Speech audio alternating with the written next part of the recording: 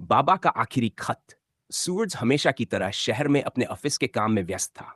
वह एक बड़ी कंपनी में मैनेजर था और दिन रात मेहनत करता था। बचपन से ही उसकी एक ही चाहत थी, बड़ा आदमी बनना। उसकी तरक्की देखकर उसके पिता रामलाल जी बहुत खुश थे।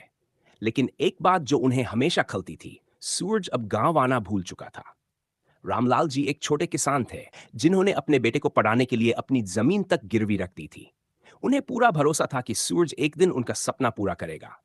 लेकिन जब सूरज बड़ा हुआ, तो उसकी जिंदगी में सिर्फ पैसा और करियर रह गया।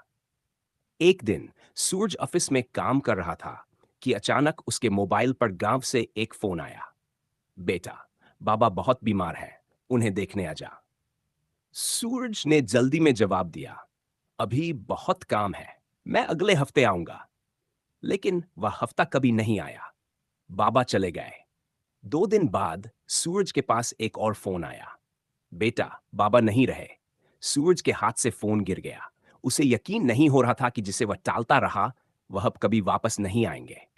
बाबा का आखिरी खत जब वह गांव पहुंचा तो सब कुछ शांत था। घर में रोने की आवाजें आ रही थी। माँ ने उसे एक पुराना लिफाफा दिया और कहा, तेरे बाबा ने मरने से पहले ये चिट्ठी लिखी थी। सूरज ने कांपते हाथों से चिट्ठी खोली।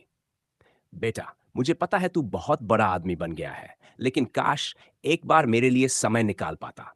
मैंने तुझे पढ़ाने के लिए सब कुछ बेच दिया, बस ये उम्मीद थी कि तू लौटेगा। अब मैं जा रहा हूं, लेकिन याद रखना, सफलता का कोई मतलब नहीं अगर अपनों के लिए समय ना हो। सूरज की आंखों से आंसू बह निकले। उसे आज एहसास हुआ कि उसने सब कुछ पा लिया, लेकिन अपने बाबा को खो दिया। सीख। दुनिया में कितना भी बड़ा आदमी बन जाओ, लेकिन अपनों के लिए समय निकालना मत भूलो, क्योंकि वे हमेशा तुम्हारा इंतजार नहीं करेंगे।